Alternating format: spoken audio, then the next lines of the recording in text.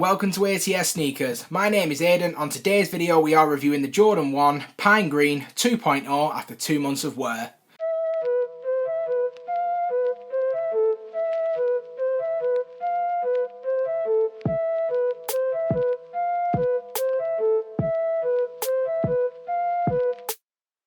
Now this colourway released in February of 2020 for a retail price of £130, and I did absolutely everything I could to get this shoe for retail. I entered every single raffle and tried to get on release, but unfortunately I just wasn't successful, and therefore I had to cop my pair via StockX.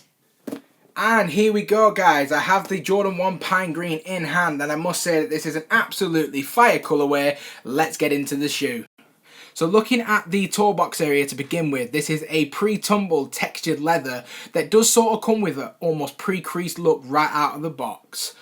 I currently use a shoe defender to avoid any additional creasing to the toe box, so I will put their link in the description area if you do want to go ahead and pick one up. This same leather can be seen around the heel of the shoe, and also around the collar and through the midfoot with the Nike swoosh, as you'll see on both sides. Now because I have worn mine on a couple of occasions, you will notice that mine has started to crease already. It isn't very noticeable, but to me I can see it quite easily. Now the leather that we do see on the upper and the midfoot is a slightly softer to touch, more supple leather. It is quite a bit nicer than what we've seen so far in the shoe, but I wouldn't actually worry about the leather quality of the Jordan 1 Pine Green, as I find that the leather quality has been absolutely fine. I haven't had any issues with it whatsoever. The midsole of the shoe is completely white. The outsole is pine green. Mine does have some slight discoloration as I have worn it a few times. The sock liner and the tongue is made out of a nylon material, and on the tongue itself you will see the Nike on an additional leather strap embossed in red. Now to complement this red Nike, we do receive an additional set of red laces. For me, I do think that the black laces do hit better, and therefore I will continue to rock my black laces as normal. Now the subtle differences of this shoe are easy to see once you know that they are there, starting with the Jordan 1 Wings logo. Now the Air Jordan that we are used to is normally a lot more subtle than what we've seen here. This is an additional piece of leather with the Air Jordan logo embossed.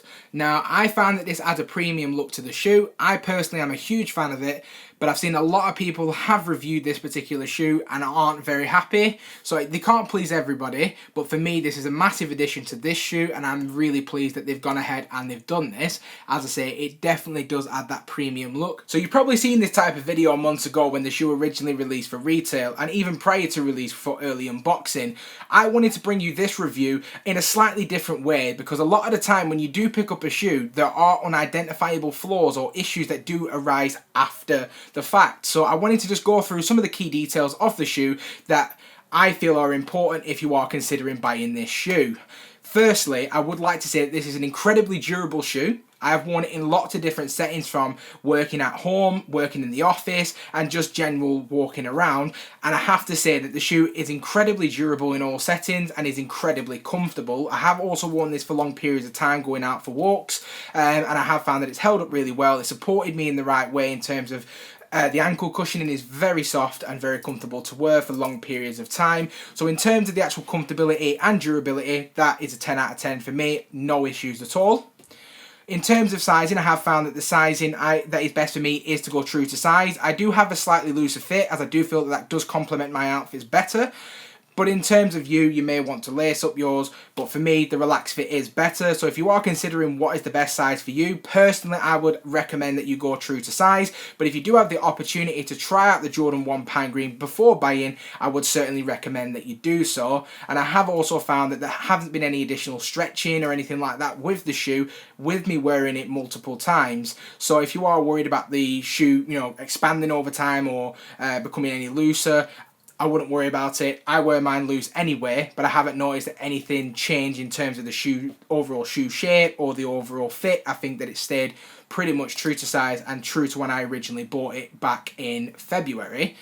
Now, the shoe itself is, in my opinion, an absolute knockout. Straight 9 out of 10. I will give this shoe as my overall view. The only reason I haven't given it a 10 out of 10 is because of the fact that, as I mentioned to you earlier on, that this does come with a crease. And for me personally, I like to keep my shoes as dead stock as possible. So when it does come with that pre-crease, it already has that worn look to it. And for me, that is a little bit of a negative. It's not a big enough negative to not buy the shoe, but it's a negative that it will play into my decision making.